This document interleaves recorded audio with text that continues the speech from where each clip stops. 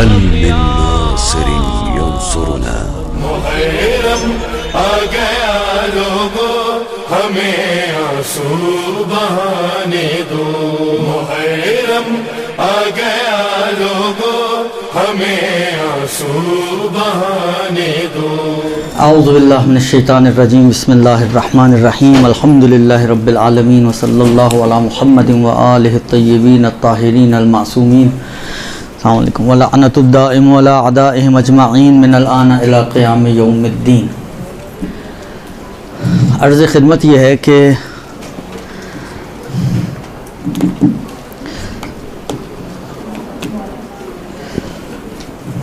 जो टॉपिक दिया गया है वो ये दिया गया है कि मजालिस अज़ा में फ़िक़ही मसाइल को कैसे डाला जाए। कुछ हद तक जो इसके ऊपर गुफ्तगू की जा सकती है वो ये अर्ज़ करूँ आपकी खिदमत में कि देखिए, मुख्तलिफ़ अंदाज़ हैं कि आप लोगों को फ़िक़्ह सिखा सकें। मुख्तलिफ़ अंदाज़ हैं, मुख्तलिफ़ तरीक़े हैं। एक तरीक़ा और अंदाज़ वो है जो बाद उलमा ने अपनाया हुआ है कि कोई भी मजलिस हो, चाहे मुहर्रम ही के पहले अशरे की मजलिसें हों, दुरुस्त, कोई भी मजलिस हो, किसी के इसाले सवाब की मजलिस हो, मुहर्रम की हो, शहादतों की हों, विलादतों के जश्न हों, कोई भी प्रोग्राम हो उनका जो मजलिस या जश्न के उन्वान से होता है, उनकी रविश ये है कि वो इब्तिदा में एक मसला, दो मसले, हालांकि छोटे और बड़े होने के हिसाब से फ़र्क कर सकता है, एक या दो मसले वो शुरू में बयान करते हैं और उसको बयान करने के बाद फिर अपनी मजलिस, लेक्चर जो भी है उसका आगाज़ करते हैं। तो एक तरीका ये है कि आप भी अपने आप को पाबंद कर लें इस बात के ऊपर कि जो भी आपने मजलिस पढ़नी है, जो भी आपने जश्न पढ़ना है, एक मसला लोगों को बयान करें। कोई भी जो भी अच्छा मसलों में कोशिश करें कि उन मसाइल को चूज़ करें कि जो पेश आने वाले मसले हैं, दुरुस्त, जो पेश आने वाले मसाइल हैं सबसे पहले उससे शुरू करें। जो ख़ास तौर पर ख़वातीन के अपने मसाइल, वो एक पूरी कहानी है और हमारे पास ये मुश्किल है कि उसके माहिरीन कम हैं और ये वाकई सख्त मसले हैं। तो कहने का मकसद है वाकई सख्त मसले हैं, मुश्किलात हैं इसके अंदर। शायद मौलाना ग़ुलाम अस्करी साहब का कि वो उर्स पर गए शहीद सालिस के, काजी नूरुल्लाह शूस्तरी के, वज़ू कर रहे थे तो उन्होंने देखा कि एक बुज़ुर्ग आदमी है, बूढ़ा आदमी है जो वज़ू गलत कर रहा है। अच्छा, इनके बारे में जो जिस तरह नकल किया था उन्होंने कि बहुत, जिसको कहे ना, अच्छे अहले मिंबर थे, मजमा हज़ारों की तादाद में मजमा होता था इनके पास और मुट्ठी में होता था इनकी मजमा, इस किस्म के मिंबरी थे। कहते हैं बस वो टर्निंग पॉइंट्स होते हैं ना, जब देखा गलत वजू कर रहे, कहते हैं एकदम उनके जहन में ख्याल आया कि यार ये तो पता नहीं कहाँ से उठकर आए हैं तुम्हारी मजलिस सुनने, तुमने आज तक कितनी मजलिसों में लोगों को वजू सिखाया। मुश्किल ये है हमारी कि ये जो लोग हैं ये जाते भी हैं अगर मजलिसों में, तो मजलिसों में क्या दे रहे हैं हम लोग आजकल उनको, कितनी तरबियत कर रहे हैं इन लोगों की, कितना मैसेज इनको पहुंचा रहे हैं, कितना दीन इनको सिखा रहे हैं, दीन के मुहस्सनात, अच्छाइयाँ, बुराइयाँ, किस चीज़ से इनको आगाह कर रहे हैं। हम कुछ भी नहीं कर रहे हैं। तरबियती प्रोसेस में हम जो है नाकाम है इस वक्त, जिसकी वजह से ये खराबियाँ वजूद में आ रही हैं ना। व इल्ला आप अगर उनको समझाएं कि अड़ोस पड़ोस के कितने हक होते हैं, किसी दूसरे को अजियत देना, नमाज इंसान की ऐसी जगह पर जहाँ पर वो उसकी नमाज की वजह से दूसरे को रास्ता ब्लॉक हो रहा हो, वो हराम हो जाती है। वही अर्ज करो ना कि ये कितनी चीज़ें हमने लोगों को समझाई हैं। खराबियाँ तो यहाँ से पैदा हो रही हैं ना। इसीलिए मैं आप लोगों को ताकीद कर रहा हूँ कि आप लोग अगर अहले मिंबर बनने जा रहे हैं तो अपने मिंबरों को ज़ाया ना करें। खुद जो अनावीन करार दिए जाते हैं उन अनावीन को तय करना, ये आज तक की मुश्किलात चली आ रही है कि ये उन्वान तय कैसे होगा, क्या आपकी कैटेगरी क्या बनती है। क्योंकि कोई भी जिसको कहे डॉट टाइम पर स्टार्ट हो, डॉट टाइम पर ख़त्म हो, हर साल, हर महीने, महीने के 12, साल के 12 महीने, ऐसा नहीं होता है। कुछ प्लस कुछ माइनस, कभी जल्दी शुरू हो गया कभी जल्दी ख़त्म हो गया, ये प्लस माइनसेस चलते रहते हैं ख़वातीन के अंदर। तो वो कैटेगरी कौन सी बनती है ये खुद तय करना एक बड़ा मुश्किल काम होता है। तो मसले तो बाद का मरहला है ना, पहले तय तो हो कि ये किस कैटेगरी की खातून है। तो आसान चीज़ नहीं है, उसमें महारत हासिल करें और अपनी रूटीन रखें कि आप जो है बयान करें, ये एक चीज़ हो सकती है। दूसरी चीज़ जो मेरे जहन में है, मैं अर्ज़ करूँ आपकी खिदमत में, बाज़ उलमा को मैंने सुना है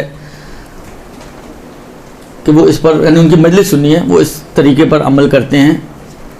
वो ये है कि जब भी आप मसलन फ़र्ज़ करें कोई भी मजलिस पढ़ रहे हों, दुरुस्त मजलिस में मिसालें तो आती हैं ना, आपको किसी में शुजाअत की बात करनी है तो आपको कोई शुजाअत की मिसाल देनी होती है, आपको मसलन किसी के खुलूस की बात करनी है तो खुलूस की मिसाल देते हैं आपको जो है मसलन फ़र्ज़ करें कि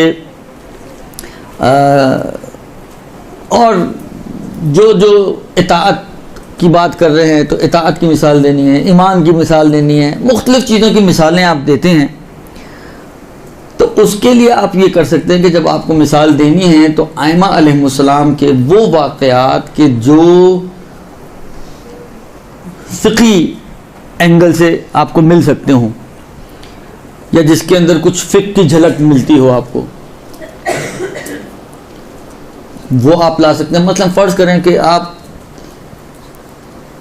हालांकि इताअत के अंदर मसलन इताअत की आप बात करें तो मिसाल देने में बजाय इसके कि हम इधर उधर की 4 मिसालें लेकर आएँ, आप अमीरुल मोमिनीन की मिसाल दे सकते हैं कि सिफ़ीन का मैदान है, वक्त नमाज है, मौला नमाज के लिए खड़े हो रहे हैं। ये फ़ज़ाइल के फ़ज़ाइल हो गए और साथ साथ आपने उनको ये भी बता दिया कि अव्वल वक्त नमाज पढ़ने की कितनी अहमियत है कि मैदान जंग में भी अमीरुल मोमिनीन जो है वो अव्वल वक्त नमाज को नहीं छोड़ लें मसलन। इसी तरीके से मुख्तलिफ आइमा की सीरत से, उनकी ज़िंदगी से ऐसी मिसालों को निकाला जाए कि जिनका ताल्लुक़ फ़िक़्ह से हो और अपनी मजलिसों को जब आपको मिसाल लानी हो तो उन्हीं वाक़यात और उन्हीं किस्सों से मिसालें लाई जाएं कि जो आइमा अलैहिमुस्सलाम से, अहले बैत अलैहिमुस्सलाम से मरबूत हैं, उनसे ताल्लुक़ रखती हैं और उनके अंदर एक फ़िक़ही एंगल मौजूद है। लेकिन बहरहाल इसके लिए आपको मुताल्ला वसी होना चाहिए। 2 किताबें पढ़ के आप ये काम नहीं कर सकती हैं। 2 किताबें पढ़ के इंसान मजलिस तो पढ़ ही लेता है, लेकिन 2 किताबें पढ़कर अगर आप ये चाहें कि ऐसी मिसालें आप दे सकें अपनी मजलिस में तो ये इतना आसान काम नहीं है। उसके लिए आपका मुताल्ला वसी होना चाहिए। ख़ास तौर पर वो किताबें कि जिनमें वाक़यात मौजूद हैं और वाक़यात भी बिलखुसूस अहले बैत अलैहिमुस्सलाम से मरबूत वाक़यात मौजूद हैं, उस किस्म के वाक़यात और किताबें आपको पढ़नी पड़ेंगी। अपने दायरे मुताले को वसी करना पड़ेगा। फिर आपके पास एक ज़ख़ीरा, देखिए ये सिर्फ इसकी बात नहीं है, कोई किसी भी फील्ड पर आप काम करना चाहें, अगर वाक़ई अच्छा काम करना चाहते हैं तो उसकी शर्त यही है कि उसी फील्ड से रिलेटेड आपकी मालूमात काफ़ी व वाफ़ी होनी चाहिए। कम मालूमात के साथ आपका काम नहीं बनेगा। जब भी मालूमात आपकी कम होगी, महदूद होगी, नतीजा क्या निकलेगा? रिपीटिशन पे आप आ जाएंगे। भाई आपको मसलन 4 ही चीज़ें आती हैं, अब उन्हीं 4 चीज़ों को आपने पहले मसलन 1 से 4 तक पढ़ी, फिर 4 से 1 तक पढ़ी, फिर पहले 2 पढ़ ली, फिर 3 पढ़ ली, फिर बीच में 1 आ गई, तो घूम तो वहीं रहे हैं ना आप। लेकिन अगर आपको मतलब फ़र्क करें 1 से 100 तक की गिनती आती हो तो फिर आपका निस्बतन रिपीटिशन कम हो जाएगी, और 1000 तक आती होगी तो जितना बढ़ती जाएगी उतनी रिपीटिशन आपकी कम होती जाएगी। और ये बहरहाल एक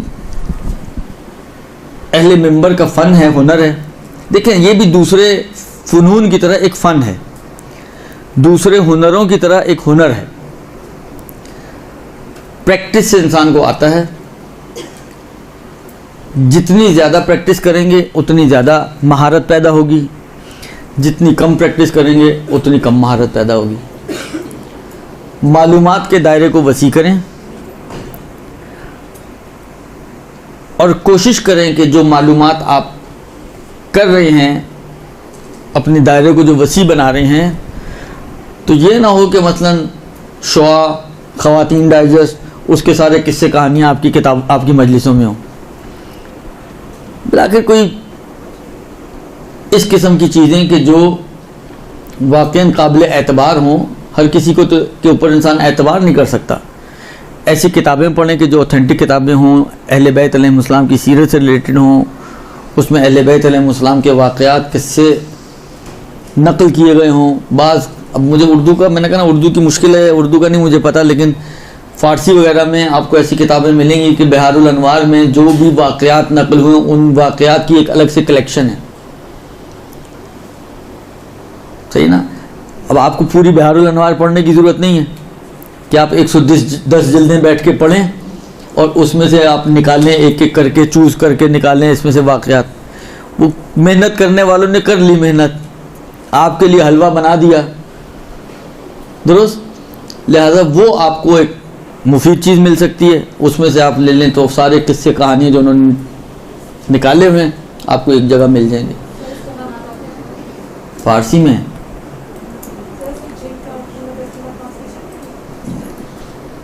तो इसका आसान तरीका है कि आप लोग फ़ारसी सीखें। वैसे 2 लैंग्वेजेस पे अगर आप लोग काम करें तो अच्छा है, अरबी और फ़ारसी। सबसे बड़ा ज़ख़ीरा हमारे पास अरबी ज़बान में है, इल्मी ज़ख़ीरा, और उसके बाद दूसरे नंबर पर, या शायद कोई बईद नहीं हो, पहले नंबर पर जा चुका हो, क्योंकि कुछ ट्रांसलेटेड भी हैं और कुछ डायरेक्ट फ़ारसी में ही लिखी गई हैं बुक्स, तो वो फ़ारसी ज़बान है। दूसरी जो ज़बानें हैं, मतलब उर्दू ज़बान, किताबें मौजूद हैं लेकिन तर्जुमा में बड़ी गड़बड़ है, ये भी एक बड़ी मुश्किल है। मैं इसीलिए उर्दू ज़बान की किताब में नॉर्मली नहीं पढ़ता हूँ कि मुश्किल उसकी सबसे बड़ी ये है कि मतलब फ़र्ज़ करें अगर एक किताब चली है अरबी से ट्रांसलेट हुई फ़ारसी में और फ़ारसी से ट्रांसलेट हो रही है उर्दू में, तो पहले जब अरबी से फ़ारसी में आई तो कुछ डंडियाँ लगी होंगी उसमें, फिर फ़ारसी से उर्दू में आई तो बहुत सारी डंडियाँ फिर लगी होंगी उसमें। उसकी बजाय ये भी तो हो सकती है ना, क्योंकि अरबी ज़बान फसी होती है, ये भी मुश्किलात है कि बात चीज़ें देखें। मैं आपको बताऊं, अरबी ज़बान का हुस्न ये है, जिसकी फसाहत व बलागत की बात की जाती है, बाज़ औक़ात मसलन फ़र्ज़ करें एक बात उन्होंने एक छोटे से जुमले में कही है, सही ना, उर्दू में उसको ट्रांसलेट करने के लिए 4 लाइनें चाहिए, उसमें भी फिर बाज़ चीज़ें ऐसी होती हैं कि जो ट्रांसलेट हो ही नहीं पाती हैं, बाज़ चीज़ें ऐसी होती हैं कि वो ट्रांसलेट नहीं हो पाती हैं, लिहाजा वो जो हुस्न होता है वो हुस्न वैसे ही ज़ाया हो जाता है, और बात भी बहुत जिसको कहें ना एक्यूरेट अंदाज से मुंतकिल नहीं हो पाती है। इसलिए आप लोग कोशिश करें, लैंग्वेजेस सीखना तो अच्छी चीज़ है, कोई बुराई तो नहीं है इसमें, अरबी सीखें, फ़ारसी सीखें, ज़बानें सीखें। कहाँ का काम मेरा थोड़ी बताना, मेरा काम है सिर्फ मशवरा देना, दुरुस्त। फ़ारसी मेरा ख्याल है खाने फरहंग में सिखाते होंगे, मेरा अंदाज़ा ये है। अब तो यूट्यूब पे आप चले जाएं, आपको 10 चीज़ें मिल जाएंगी, घर बैठे आप इंग्लिश सीख सकते हैं, घर बैठे आप अरबी सीख सकते हैं, घर बैठे आप फ़ारसी भी सीख सकते हैं, होगा कुछ ना कुछ फ़ारसी का भी, आप सर्च तो करें, बहुत कुछ मिलेगा आपको। हम लोग जहत, सही जहत में सर्च नहीं करते, हमारी सर्चें किसी और जहत की होती हैं, तो इन चीज़ों को भी ढूंढें, आपको बहुत कुछ मिलेगा। कहने का मकसद ये है कि अपने मालूमात के दायरे को बढ़ाएं, मगर इसका मतलब ये नहीं है कि हर आंखें बंद करके जो भी किताब हाथ में आ जाए आपने पढ़ ली उसी को आगे मुंतकिल करना शुरू कर दिया। नहीं, किताब में कोशिश करें ऐसी पढ़ें कि जो ऑथेंटिक हों, जिसको अभी तो ऐसी किताबें पढ़ें कि जो देखें नोन और मारूफ उलमा की लिखी हुई किताबें, मतलब फ़र्ज़ करें आप अखलाकियात में जाते हैं, अगर दस्तगीर शिराज़ी एक नाम है, ठीक है ना, उनकी कोई भी किताब मिले उठा लें आप, उनकी हर किताब एक से बढ़कर एक किताबें हैं, उसके मुकाबिल में आप फर्ज करें किसी ऐसे ऑथर की कोई किताब उठा के लाती हैं जिसका आपको खुद नहीं पता ये बंदा कौन है, पहली दफ़ा उसी किताब के ऊपर उसका नाम पढ़ लेंगे आप, तो वो कितनी रिलायबल होगी आपके लिए।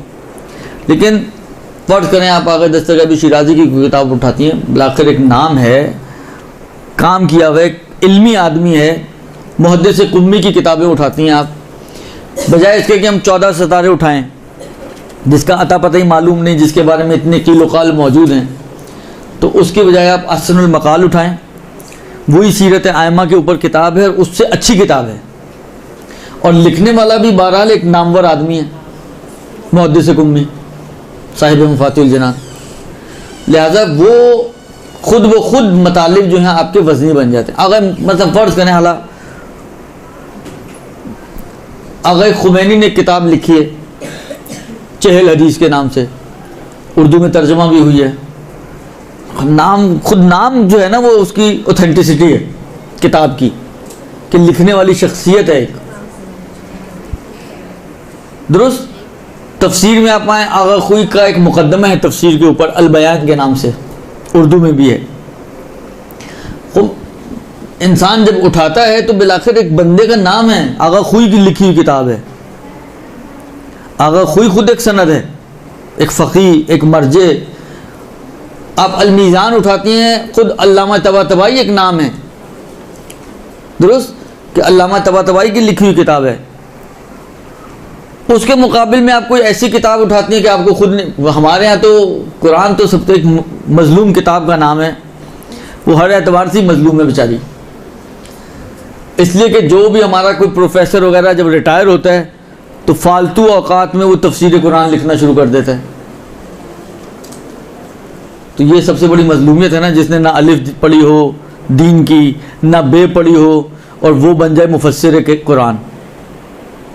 कमाल नहीं है कि जिसने मदरसे की शक्ल ना देखी हो, जिसने अलिफ बे ना पढ़ी हो, वो उस किताब की तफसीर, अच्छा तर्जुमा में नहीं है, तफसीर, उस किताब की तफसीर कर रहा है कि जो किताब वही इलाही है। ये तो कमाल, इतने बाकमाल लोग हमारे पास मौजूद हैं। तो अब आपके सामने कोई किताब आ रही है, आपको खुद नहीं पता कि किसने लिखी है, तो क्या इंसान उसके ऊपर रिलाय कर सकते हैं। लिहाजा कोशिश करें कि ऐसी किताबों के ऊपर रिलाय करें कि जो नॉन ऑथर्स की लिखी हुई किताबें हैं, जिनका नाम है अपनी फील्ड्स में, मसलन वो किताबें आपको एक, यानी अगर कल को आप रेफरेंस के तौर पे भी किसी को पूछ लेता आपने जी ये वाक़या कहाँ से पढ़ा है, आप कहेंगे मसलन फ़र्ज़ करें आगा खुई के अल बयान से पढ़ा है, तो सामने वाला वैसे ही झाग की तरह बैठ जाएगा अगर वो आगा खुई को जानता होगा। तो आप किसी और का, आप कहें जी आगा आमिर यासूबी की किताब में पढ़ा हो, कहते हैं ये कौन किलो चंद है भैया आगा आमिर यासूबी। वजन होता है ना हर शख्सियत का एक। तो हम लोग खुद अपनी मजलिसों के वजन को सुनी सुनाई बातों के ज़रिए, ये व्हाट्सएप के ऊपर तो मजलिसें बनती हैं, 4 व्हाट्सएप मैसेज जमा किए, एक मजलिस तैयार हो गई। ऐसे हुनरमंद लोग भी होते हैं। तो ये फेसबुक से आपका मजलिसें चल रही हैं। अब ये क्या रेफरेंस है? कोई आपसे पूछा, आप कहें जी हाँ एक मैसेज आया था मेरे पास। मैसेज भेजने वाले का भी पता नहीं होता, मैसेज की बुनियाद चली कहाँ से है उसकी जड़ भी मालूम नहीं होती है। और बहुत सारे मैसेजेस ऐसे होते हैं कि जो बाद में पता चलते हैं कि सब ऊटपटांग मैसेजेस हैं, जिसके कोई रेफरेंस ही नहीं मिलता। अब मैसेजेस की बात आई है, बहुत रेलेवेंट बात नहीं है, लेकिन मैं एक बात कहूँ, ये भी रेहान आज़मी साहब का मसले चल रहे थे, कनाडा में बीमार हैं, मैसेज आने शुरू हो गए, इन्ना लिल्लाहि व इन्ना इलैहि राजिऊन, इंतकाल कर गए। थोड़ी देर बाद रेहान आज़मी साहब की अपनी क्लिप आ गई कि भाई मैं अभी हॉस्पिटल में हूँ और इलाज हो रहा है और ये हो गई। तो मैसेजेस तो ऐसे होते हैं भैया। अब उसी मैसेज के ऊपर अगर आप मजलिस बना डालें तो क्या हाल होगा आपकी मजलिस का? इन्ना लिल्लाहि व इन्ना इलैहि राजिऊन। तो कोशिश करें अपनी मालूमात को इन चीज़ों से न लें। ये आज का वाक़ई बहुत बड़ा अलमिया है कि आजकल हमारा दीन ये व्हाट्सएप और फेसबुक का दीन बन गया है। यानी कमाल ये है कि उलमा अगर कोई बात करते हैं तो फौरन से पहले रेफरेंस लिखा देंगे। एक हमारे पास एक पोस्ट आई थी, उसमें तो यूं था फेसबुक पर, अरे भाई वो जीता जागता एक आलिम दीन आपको एक बात बता रहा है और उसके सामने आप लेकर आ रही हैं एक फेसबुक की पोस्ट को कि जिसका मैंने कहा ना शजरा ही मालूम नहीं होता कि कहाँ से चला और कहाँ से निकला और कहाँ से वजूद में आया। ये तो हम ये खुद आप सोचें, ये खुद हमारी अक्ल है कि आए हम किस चीज़ को किस चीज़ के सामने पेश कर रहे हैं। ये इतनी अक्ल है हमारी, इतना शऊर है हमारे अंदर। तो कोशिश करें कि अपनी मालूमात के दायरे को ऐसी किताबों से निकाल लें कि जो अच्छी किताबें, मोतबर किताबें हैं, मोतबर अफराद की लिखी हुई हैं, बिलाखिर लिखने वालों का कुछ अंदाज़ा तो हो कि ये हाँ कहीं पढ़ा लिखा आदमी है भाई, कोई किसी मदरसे में गया है, किसी मदरसे में पढ़ा है, कोई इसके अकायद में कोई ख़राबी नहीं। क्योंकि देखें, लिखने वाला तो कोई भी हो सकता है ना। बाज़ औक़ात मदरसे में पढ़ा हुआ है, आपको ये मालूम है, लेकिन अकीदा ख़राब है। तो मतलब एक मिसाल अभी मेरे ज़हन में आई है, हालांकि ये शायद मदरसे का पढ़ा हुआ बंदा नहीं, लेकिन लोग बहुत ज़्यादा पसंद करते हैं इनकी किताबों को। डॉक्टर अली शरीयती, अगर आपने देखी हो इनकी किताबें, फातिमा है दुरुस्त। हज के ऊपर भी इनकी कुछ एक आध बुक है जिसमें उन्होंने फ़लसफ़ा हज बयान किया है, लोग बड़े इंस्पायर होते हैं। हालांकि इसकी किताबों के बारे में आप जाके फ़ुक़हा के फतवे देखें, वो कहते हैं कि इनकी किताबें कुतुब ज़लाल हैं, इनको रखना सही नहीं है। जब रखना सही नहीं है तो पढ़ना तो बदतरीके वाला सही नहीं है। अब आपने सारी तकरीर उसी के ऊपर बेस करके, क्योंकि देखिए बाज़ टेक्निकल चीज़ें ऐसी होती हैं जो आपकी नज़र में नहीं आएंगी कभी भी। वो जो टेक्निकल आदमी होगा वो उसकी नज़र में आएंगी। आपको वो सही साले आपने कहना इसमें कौन सी ऐसी मुश्किल चीज़ है, लेकिन एक टेक्निकल आदमी होगा वो आपको बता सकता है कि इसमें मुश्किल कहाँ है भी या नहीं है मुश्किल। बाज़ों का तो उल्टा भी होता है, आपको मुश्किल नज़र आ रही होती है, किसी टेक्निकल आदमी से पूछें, किसी इल्मी आदमी से पूछें, वो कहेगा इसमें कौन सी मुश्किल बात है। अब मैं मिसाल अब नहीं समझ में आ रही दूँ आपकी खिदमत में या नहीं दूँ, बहरहाल, लेकिन मसलन मैं आपकी खिदमत में अर्ज़ करूँ, अब नाम लिए बगैर मैं एक मिसाल दे रहा हूँ आपको। बाज़ ज़ाकिर हज़रात बाज़ ऐसी बातें करते हैं कि अवाम के हलक से नहीं उतरती हैं। अभी हाल ही में किस्सा हुआ था करबला वगैरह का, जो मतलब उसने बयान किया वो हदीसों में मौजूद है, जिसके ऊपर इतना गौगा हुआ है, इतना शोर शराबा हुआ जी, करबला से निकाल दिया और मजलिस नहीं पढ़ने दी और बैन लगा दिया और 8 घंटे जेल में रहे और पता नहीं क्या क्या कहानियाँ चल रही हैं। उस मफहूम की हदीसें मौजूद हैं हमारे पास। अब देखें, पब्लिक को तो नहीं मालूम ना, लिहाजा उनकी यहाँ पे आके अटक गई वो बात जो शेर उसने कहा था, लेकिन वो शेर माखूज है एक हदीस से, और हदीस भी बाज़ मोतबर किताबों में मौजूद है। तो कहने का मतलब ये कि ये चीज़ें वो होती हैं कि जो हर आंख नहीं देख सकती है, हर आंख नहीं समझ सकती है, हर दिमाग में ये बात नहीं आ सकती है। जो माहिर फ़न होगा वही आपको बता सकता है कि ये बात सही है, ये बात सही नहीं है। लिहाजा कोशिश करें कि अपनी मालूमात के दायरे को जब बढ़ाएं तो उन उलमा पर रिलाय करें कि जो उलमा पढ़े लिखे अफराद हों, एक खुश अकीदा इंसान हो, अकीदे में कोई ख़राबी ना हो, ये दो चीज़ें बहुत अहम हैं। वरना पढ़ा लिखा हो, अकीदा ख़राब हो, वो आपके अकायद के ऊपर असरअंदाज होगा। देखें, बाज़ चीज़ें पहले दिन आपके ऊपर असरअंदाज नहीं होंगी, ये स्लो पॉइजनिंग वाला काम होता है। बोलते रहेंगे, एक स्कूल ऑफ थॉट आप तक मुंतकिल होता रहेगा, नतीजा निकलेगा कि आपका वही अकीदा बन जाएगा। फिर उसके खिलाफ अगर कोई बात आप सुनेंगे वो आपसे हजम नहीं होगी। लिहाजा ये बहुत ज़रूरी चीज़ है कि आप, अच्छा ये जो मैं आपकी बात अर्ज़ कर रहा हूँ ये आपके मुतालिआत के लिए भी ज़रूरी है कि जो जिस किताब को भी आप मुताला करें, इस बात का ख्याल रखते हुए अपने असातिज़ा से मशवरा करें कि भाई कौन सी किताबें पढ़नी चाहिए, कौन सी नहीं पढ़नी चाहिए, कौन सी अच्छी हैं, कौन सी बुरी हैं। और यही चीज़ आपको मजलिसों में जाते वक्त भी ख्याल रखनी है।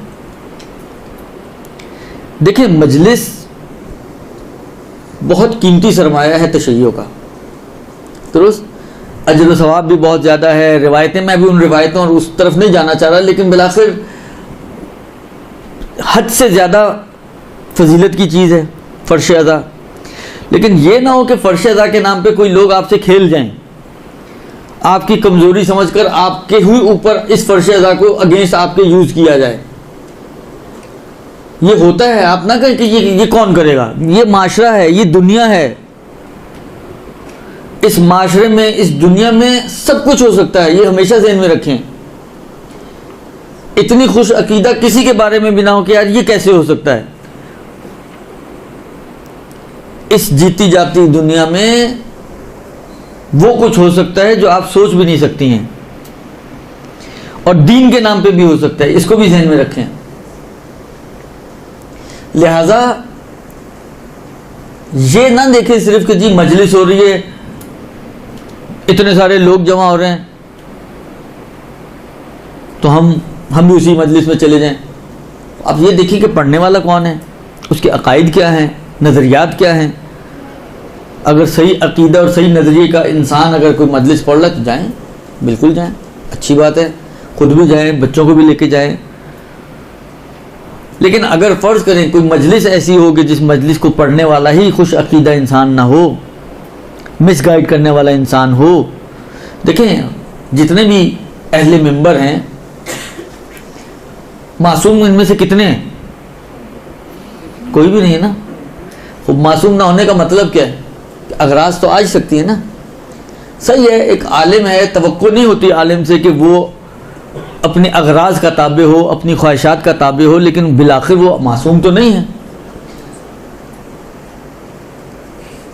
उसमें भी खराबी आ सकती है, शैतान उसको भी बहका सकता है। शायद अवाम से ज़्यादा उलमा के पीछे लगा होता है शैतान, दुरुस्त। उसके बहकने के इम्कानात एक आम आदमी के बहकने के इम्कानात से ज़्यादा होते हैं। उसके अंदर भी जा परस्ती आ सकती है, उसके अंदर भी माल परस्ती आ सकती है, उसके अंदर भी दुनिया परस्ती आ सकती है। ये सारी खराबियाँ उसमें भी आ सकती हैं, चाहे आलिम हो चाहे अवाम हो। हमेशा याद रखें, जब तक आप बंद नहीं बांधेंगे उस वक्त तक खराबियां आ सकती हैं। और बंद भी इतना मजबूत होना चाहिए कि ये सैलाब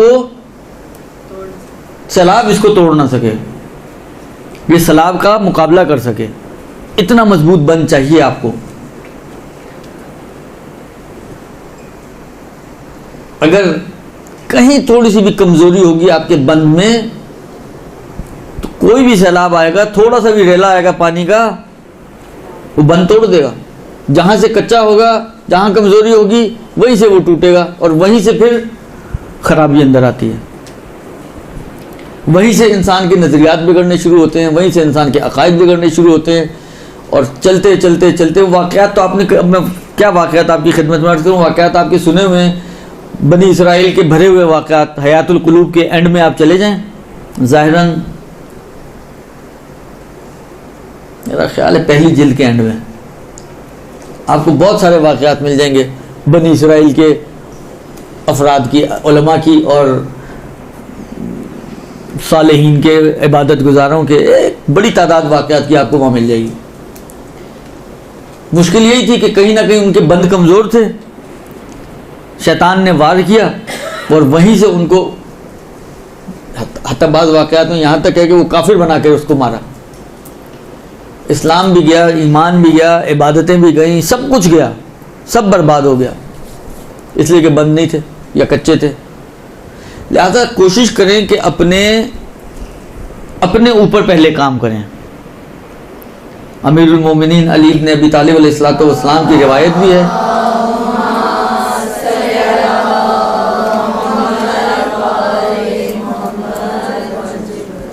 कि जो दूसरों की इस्लाह, मफ़हूम रिवायत ये है, मुमकिन है अल्फाज थोड़े प्लस माइनस हों, कि जो चाहता है कि दूसरे की इस्लाह करे फलयब्दा बिनफ्सिह, तो उसे चाहिए कि इब्तदा अपने आप से करे।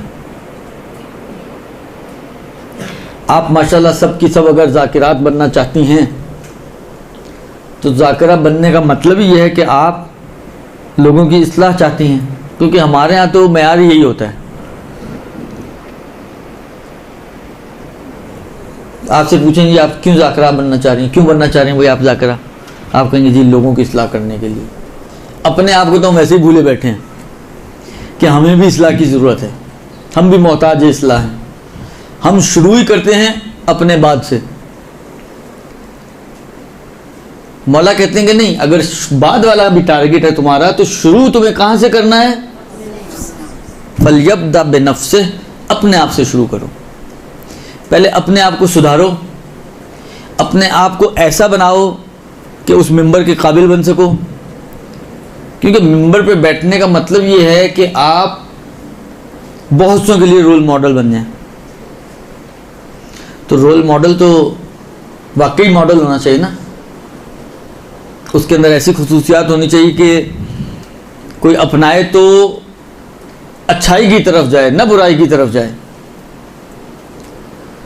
अब मुश्किल ये होती है कि बाज़ मिसालें अगर इंसान दे तो हर शख्स सोचता है शायद उसको देख के मिसालें दी जा रही हैं। तो वो मिसाल देना ख़ास तौर पर जब सामने मौजूद हो लोग ना तो मुश्किल होता है। मतलब कभी मजलिस पढ़ रहे हो, कभी कोई दाढ़ी की बात आ जाए और सामने कोई दाढ़ी मुंडा बैठा हो तो बात करने ही मुश्किल हो जाता है इंसान को।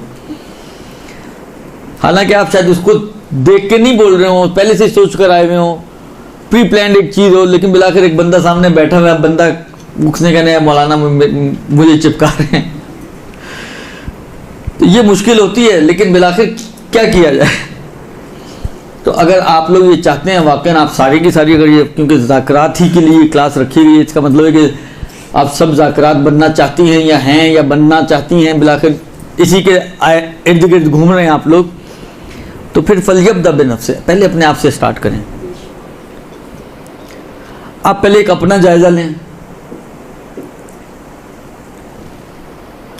कि आप देखें दो चीज़ें हैं ना, एक इंसान का जाहिर है, एक इंसान का बातिन है। बातिन नज़र आने वाली चीज़ नहीं है, बातिन असरात से समझ में आता है, लेकिन जो नज़र आने वाली चीज़ है वो क्या है? वो जाहिर है इंसान का। तो कम से कम जाहिर तो दीनदार होना चाहिए ना। एक शख्स मिंबर पर बैठा हुआ है, दाढ़ी मूंड के बैठ रहा है, ये उसका जाहिर है।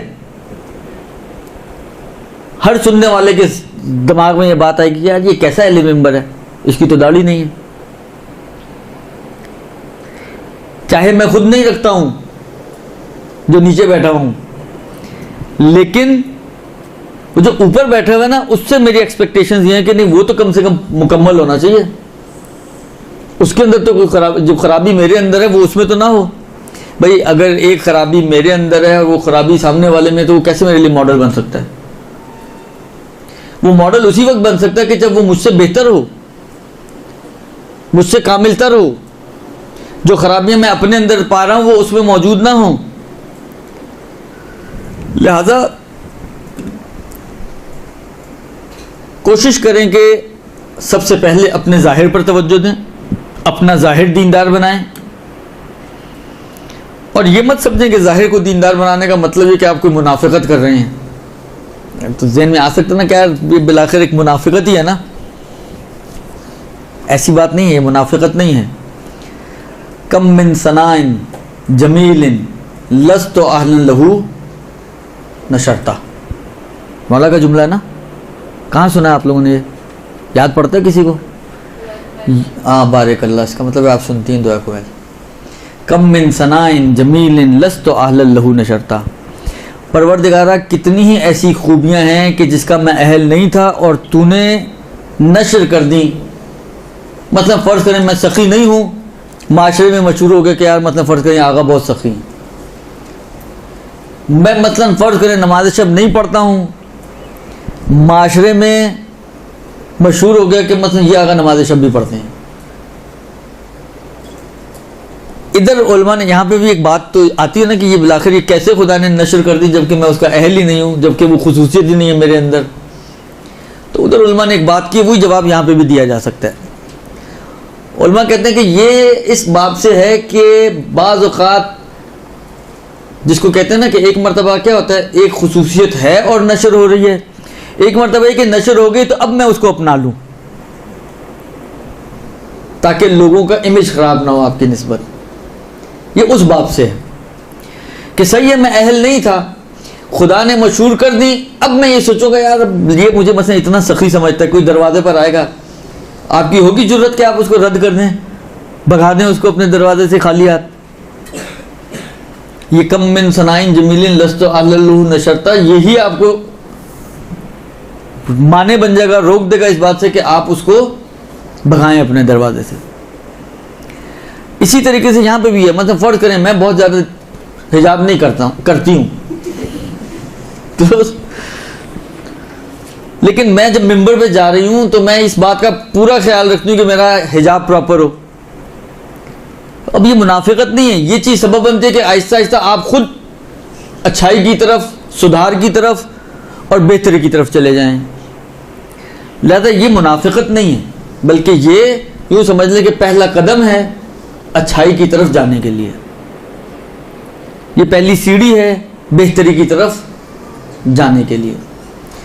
तो पहले मैं अभी इसलिए मिसालें नहीं दे रहा हूँ कि कोई आप में से ये ना समझे कि मुझे देख के मिसालें दी जा रही हैं, लेकिन जो भी हिजाब के तकाज़े हैं जब आप मिंबर पे जाएं, देखें आज आप मिंबर पे इन चीज़ों का ख्याल रखेंगे, कल आप घर से निकलते वक्त मिंबर पे नहीं भी जा रही तो ख्याल रखेंगे, इसलिए कि आपको यही चीज़ एहसास दिला देगी कि बहरहाल ये मैं क्यों जो हूँ ड्यूल पॉलिसी पे अमल कर रही हूँ कि मिंबर पे जाते वक्त मेरा हिजाब कुछ हो और बाजार जाते वक्त मेरा हिजाब कुछ और हो।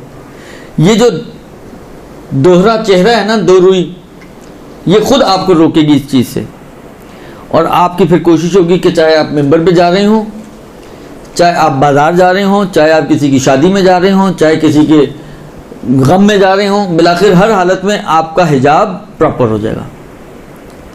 इसी तरीके से आपका अखलाक, आपका किरदार, आपकी ज़बान की कितनी अर्जिश है। आपने एक को मजलिस की कमिटमेंट की है, किसी दूसरे ने आपको ऑफ़र कर दी। अब ये माशरा है ना, बाज़ औक़ात मैंने कहा ना अगराज तो मुख्तलिफ हो सकती हैं। कोई ऐसा शख्स है कि आप ख़ुद उसके करीब होना चाहते हैं, आपने उस पिछली मजलिस को छोड़ दिया, अगली मजलिस पकड़ ली। किसी ने पैसे अच्छे देने की बात कर दी, पिछली मजलिस को छोड़ दिया, अगली ये चीज़ें ना करें। अवाम आपसे इन चीज़ों की तवक्को नहीं रखती कि पैसे की वजह से, ताल्लुकात की वजह से, किसी बड़े आदमी ने आपको बोल दिया तो छोटे आदमी की ये चीज़ें ना ज़ेब देती हैं इंसान को, और ना ही तवक्कुआत हैं अवाम की उलमा और ज़ाकिरात से कि वो इस किस्म की हरकतें करें। बेदीन आदमी ऐसी हरकतें करता है। इंसान की ज़बान की एक अर्जिश है, इंसान की ज़बान की एक कीमत है। अब इसी बात को अगर आप समझाना चाहें तो आप इस किस्म जब मिसाल लाने पे आएँ तो आप ख़त्मी मरतबत की मिसाल दे सकती हैं, नहीं दे सकती हैं कि पैगम्बर अकरम किसी ने वादा किया तो 3 दिन तक वहीं मौजूद रहे, और वो जिसे वादा किया था वो गया था काम से, मैं आता हूँ और वो भूल गया। पैगम्बर अकरम 3 दिन तक अपने वादे की पासदारी में खड़े रहे। 3 दिन बाद उसको ख्याल आया, वापस आए तो देखा पैगम्बर वहीं पे मौजूद हैं। ये बचपन से शायद सुना होगा आप लोगों ने ये वाक़या। तो कहने का मकसद ये है कि कोशिश करें कि पहले अपने आप से शुरू करें, हम अपने आप को पहले बेहतर बनाएं, फिर मिंबर पर जाएं और फिर लोगों को वाज़ो नसीहत करें। तो ये वाज़ो नसीहत जो है इंसान को फ़ायदा पहुंचाता है। वल्लाह आप लोग हैं, सुनते हैं, एक कान से सुनेंगे दूसरे कान से निकाल देंगे, बिलाखिर एक फॉर्मेलिटीज़ भी तो तय करनी होती है ना, पूरी करनी होती है। मजलिस अब किसी पड़ोसन ने बुला लिया है, किसी रिश्तेदार ने बुला लिया है, किसी जान पहचान वाले ने बुला लिया है, किसी कुलीग ने बुला लिया, तो जाना तो है, लेकिन वो जाएंगे खाली हाथ जाएंगे, खाली हाथ वापस आएंगे, कुछ लेकर नहीं आएंगे। लिहाजा कोशिश करें कि स्टार्ट अपने आप से करें, उसके बाद माशरे की फ़िक्र करें। और इंसान अगर अपने आप को सुधार लेना तो माशरा आहिस्ता आहिस्ता खुद ही सुधरता है। इसलिए कि हर इंडिविजुअल अगर अपने ऊपर काम करना शुरू कर दे तो माशरा तो इन्हीं इंडिविजुअल से मिलकर बनता है ना। माशरा कोई इंडिविजुअल्स अलग हो और माशरा कोई और चीज़ हो तो नहीं है, हम ही लोगों के कलेक्शन से माशरा बनता है। तो हम ही लोग अगर इंडिविजुअली अपने ऊपर काम करना शुरू कर दें और अपने आप को सुधारना शुरू कर दें, अपने आप को दीनदार बनाना शुरू कर दें, अपने आप को अहले बैत के फरामीन का पाबंद बनाना शुरू कर दें, तो आपका क्या ख्याल है, माशरा नहीं सुधरेगा? कतई सुधर जाएगा। लिहाजा अपने आप से स्टार्ट लें, उसके बाद फिर माशरे की फ़िक्र करें। माशरे की फ़िक्र में ना घुलें ज़्यादा, अपनी फ़िक्र में ज़्यादा घुलें। इसके अलावा मैं आपकी खिदमत में अर्ज़ करूं कि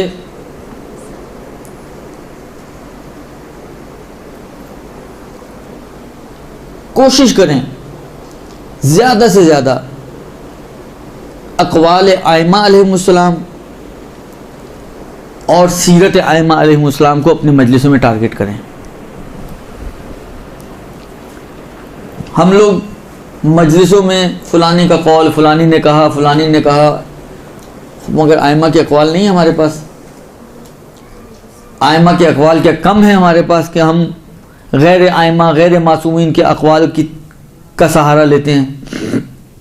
आइमा के वाक़यात हमारे पास कम है कि जो हम गैर आइमा के, हाँ नहीं कहीं मिल रहा तो आप गैर आइमा की तरफ जाएं, लेकिन जहाँ तक पॉसिबल हो, जितना मयस्सर हो आपके लिए, जितना मुमकिन हो आपके लिए, कोशिश करें कि आइमा के अक़वाल को नक़ल करें, आइमा की बातें लोगों तक मुंतकिल करें। और ये हदीसों में भी है, 8वें इमाम की हदीस में भी है, बाज़ दूसरे आइमा की भी हदीसों में है। मौला फरमाते हैं कि रहमल्लाहु इमरान आहया अमरना, खुदा रहम करे उस शख्स पर कि जो हमारे अम्र को ज़िंदा करता है। हमारा अम्र क्या है? वही हमारे फरामीन, हमारी बातें, हमारा दीन। और बाद रिवायतों में ये भी है कि तुम लोगों को हमारे कलिमात पहुँचाओ, जब वो इनके हुस्न को देखेंगे तो खुद उसकी तरफ रग़बत करेंगे। तुम्हें राग़िब करवाने की ज़रूरत नहीं पड़ेगी। आइमा के कलाम में इतनी जज़ाबियत है, आइमा के कलाम में इतना खिंचाव है कि अगर आइमा का कलाम लोगों तक पहुँचे तो आइमा के कलामात मुंतकिल करना हमारा काम है, बाकी लोग खुद उसकी तरफ अट्रैक्ट होंगे, लोग खुद उसके ऊपर अमल करेंगे। और अगर हम अपनी बाज़ ऐसे अफराद हैं, बाज़ ऐसे लोग माशरे में मौजूद हैं तो 1.5 घंटे की भी अगर तकरीर कर लें तो ना कोई आयत आएगी ना कोई रिवायत आएगी।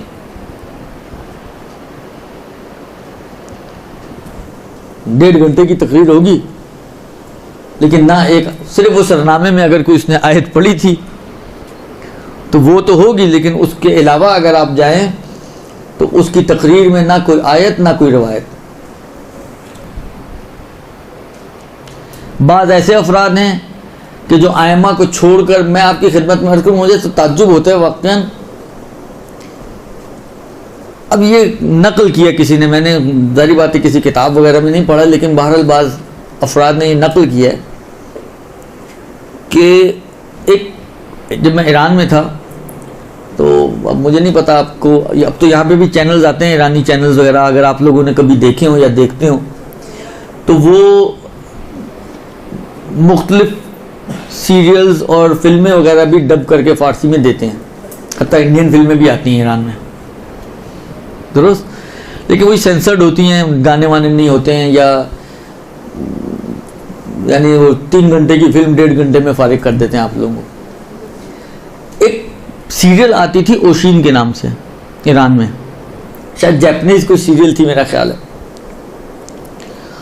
उसका सेंट्रल आइडिया ये था कि एक खातून थी जो अपने घर वालों के लिए कुर्बानी देते हुए किसी दूसरे मुल्क काम के लिए गई थी। जिस तरह मसलन अभी भी आप देखते हैं दुबई, सऊदीया वगैरह में फ़िलिपाइन से और मलेशिया से और इधर उधर से ख़वातीन आके घरों में काम वाम करती हैं, इसी टाइप की कोई स्टोरी थी उसकी। तो उसने अपनी सारी जवानी अपने बच्चों, अपने घर वालों के ऊपर खर्च कर दी, तो वो यानी काफ़ी वो चल रही थी उस वक्त, उस ज़माने में वहाँ पर। तो किसी इंटरव्यू में किसी ने किसी खातून से पूछा कि भाई आपकी रोल मॉडल कौन है, तो उसने ओशीन का नाम लिया। उस वक्त कमा नुकिल कि किसी ने नकल किया कि इमाम खुमैनी को जब ये बात पता चली तो उनका जुमला ये था कि अगर ये फातिमा ज़हरा को जानते हुए, समझते हुए, मानते हुए उसने उसके मुकाबिल में ओशीन का नाम लिया तो ये वाजिबुल कत्ल है। उसने फातिमा ज़हरा की तौहीन की है। जब हमारे पास ऐसे अफराद मौजूद हैं, ऐसी हस्तियां मौजूद हैं, उसके बावजूद हम किसी और शख्सियत को टारगेट करके अपनी सारी मजलिसों का महवर हमारा वही शख्सियत हो, ना कोई इमाम सादिक की बात हो, ना कोई इमाम बाकर की बात हो, ना अमीरुल मोमिनीन की बात हो, अगर बात हो तो एक्स और वाई और जेड की। ये तो वाकई तौहीन है अहले बैत अलैहिस्सलाम की। परवरदिगार आलम ने ये वो हस्तियां खल्क की हैं हमारे माशरे में कि दुनिया माइक्रोस्कोप भी लगा कर अगर बैठे ना तो इनके दामन पर कोई एक ब्लैक स्पॉट नहीं निकाल सकी आज तक। जो कोशिशें भी की गई हैं वो भी सिर्फ हवाई कोशिशें हैं, कोई उनकी वाकईयत नहीं। जो इमाम हसन मुज्तबा के बारे में बातें बाज़ औक़ात करते हैं लोग, उसकी कोई हकीकत और वाक़ियत नहीं है। तारीख़ के साथ वो बातें साजगार नहीं हैं, महज झूठ। व इल्ला आप देखें कैसी कैसी ख़वातीन अहले बैत के घराने में रही हैं बीवियों के नाम पर। लोग पूछते हैं जी ये क्यों इनसे शादियाँ की? शायद एक फ़लसफ़ा यही रहा हो कि पूरी दुनिया को दिखा दें कि भाई हमारा अंदर और बाहर एक ही जैसा है। बीवी से बढ़ के करीब और कौन होता है इंसान के? इतनी करीब शख्सियत भी होने के बावजूद जो तुम्हारी एजेंट है और हमारे घर में है, उसके बावजूद वो हमारे किरदार और हमारे दामन पर कोई एक काला धब्बा नहीं निकाल सकती। ऐसों के होते हुए हमें किसी और को रोल मॉडल बनाने की ज़रूरत है। इसलिए हमें कहते हैं कि बाबा तुम हमारे कलमात लोगों तक पहुंचाओ, बस तुम्हारा काम है हमारी बातें लोगों तक पहुंचाना, तो हमारी बातें लोगों तक पहुंचाओ। बाकी हमारे कलमात में इतना असर है कि वो लोगों को खुद हमारी तरफ माइल कर देंगे। उसके बावजूद हम इधर उधर की बातें करते हैं। मैंने कहा ना 1.5-2 घंटे की मजलिसें पढ़ जाते हैं, उसमें ना इमाम सादिक का कोई कॉल, ना इमाम बाकर का कोई कॉल, ना अमीरुल मोमिनीन का कोई कॉल, ना किसी और इमाम का कोई कॉल। सारे किस्से, कहानियाँ, तज़िया, तहलीलें, अला बला, पता नहीं क्या क्या कुछ करते रहते हैं। ये काम ना करें आप अपना पूरा फोकस अहले बैत की ज़ात पे करें, उनके अक़वाल पे करें, उनकी सीरत पे करें, उनके किरदार पे करें। जब आपका फोकस इन्हीं चीज़ों पे होगा ना तो आपको इन्हीं में वो मिसालें भी मिलेंगी कि जो हमारे टॉपिक से भी रिलेटेड हैं, फ़िक़ही मिसालें। आप लोगों को दीन की तरफ राग़िब करेंगी अहले बैत की सीरत के ज़रिए, अहले बैत के अक़वाल के ज़रिए, कुरान की आयत के ज़रिए। ये सारी चीज़ें नूर हैं। कुरान नूर है, कलिमात अहले बैत नूर हैं, खुद अहले बैत नूर है, उनका फ़ेल, उनका किरदार सब नूर है। तो नूर अपना काम तो अंजाम देगा ना, अपनी रोशनी तो फैलाएगा ना। नूर को मगर रोशनी फैलाने के लिए किसी और चीज़ की ज़रूरत है, उसकी सिर्फ ज़रूरत यही होती है कि आपकी वो नूर खुले। नूर अगर किसी डब्बे में बंद है और करें आपने कोई लाइट जलाई हुई है और उसको किसी बॉक्स में रखा हुआ है तो कभी भी कमरे में रोशनी नहीं फैलेगी। रोशनी कब फैलेगी? जब उसको आप उसमें से बाहर निकालेंगे। बाहर निकलेगा तो फिर किसी और चीज़ की ज़रूरत नहीं है, वो खुद रोशनी फैलाने के लिए काफ़ी है। लिहाजा आइमा के अक़वाल, आइमा की सीरत, आइमा की बातें लोगों तक मुंतकिल करें और लोगों को आइमा के ज़रिए से दीनदार बनाएं। गैर आइमा में जाएंगे, जितना आप गैर की तरफ ज़्यादा माइल होंगे तो गैर क्योंकि मासूम नहीं है इसलिए मुश्किलात आपकी ज़्यादा बढ़ेंगी। हत्ता उलमा में भी, उलमा की सीरत भी अगर आप लेकर आएंगी तो मुश्किलात उसमें भी हैं। लेकिन चले मसला ये होता है कि बाज़ औक़ात इंसान मजबूर हो जाता है, कोई वाक़यात आपको मसलन किसी ख़ास टॉपिक से रिलेटेड नहीं मिल रहा किसी इमाम के सीरत से, तो आप बहरहाल इमाम के मानने वालों और इमाम की पैरवी करने वाले अफराद की जो फ़ुक़हा, मराजिन, बुज़ुर्गान दीन है उनको आप पेश कर देते हैं। लेकिन जहाँ तक मैसर हो, जहाँ तक पॉसिबिलिटी हो, जहाँ तक मुमकिन हो, कोशिश करें कि आप टारगेट बनाएं अहले बैत की हस्ती को।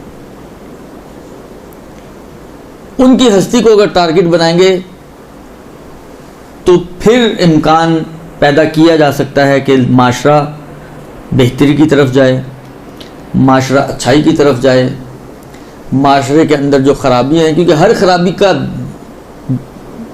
इलाज आपको मिलेगा अहले बैत के दरवाजे पर। अच्छा, ये खराबियाँ पैदा ही इसी वजह से हुई हैं कि एक बड़ी तादाद लोगों की अहले बैत के दरवाजे से दूर हो गई। अहले बैत को छोड़ा है तो हम इन खराबियों में मुब्तला हुए हैं,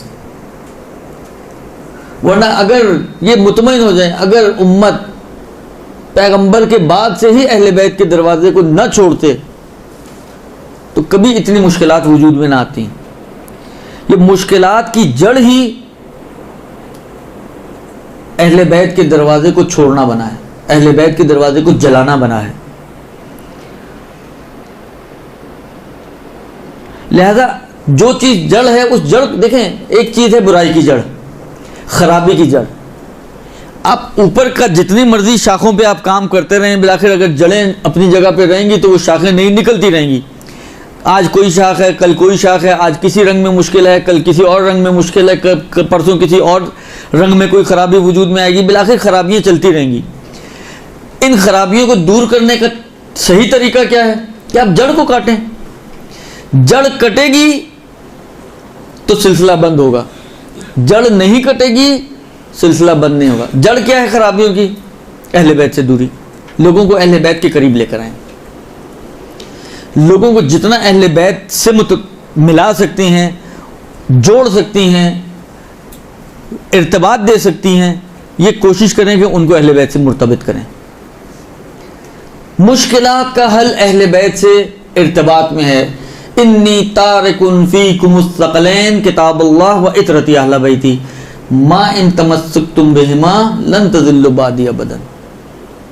मैं तुम्हारे दरमियान दो कीमती चीज़ें छोड़े जा रहा हूँ, एक कुरान है और एक मेरे अहले बैत। इनसे मुतमस्सिक रहोगे, गुमराह नहीं होगे, परेशान नहीं होगे, दरबदर नहीं भटकोगे।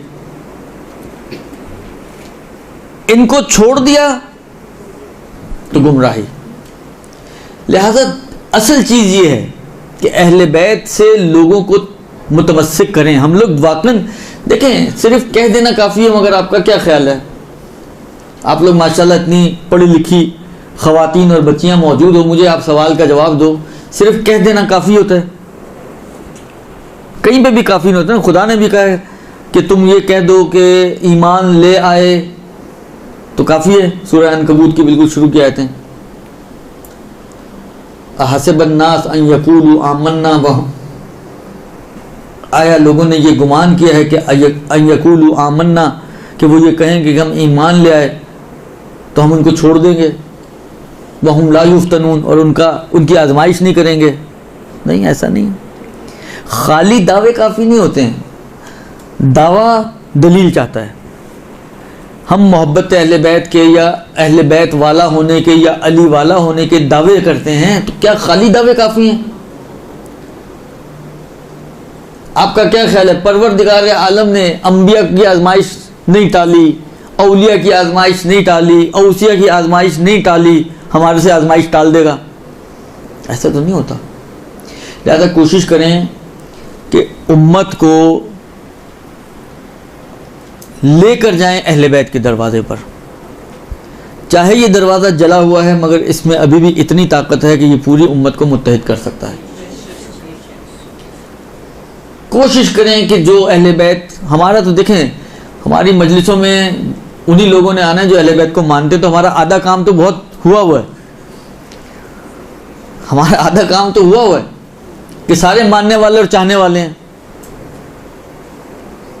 लिहाजा कोशिश करें कि ये जो मानने वाले और चाहने वाले हैं, दावेदार हैं, उनके दावे को दलील मिल सके। उनको ऐसा मुतमस्सिक करें अहले बैत से कि वो अपनी हर मुश्किल, हर परेशानी का हल अहले बैत के दरवाजे से लें।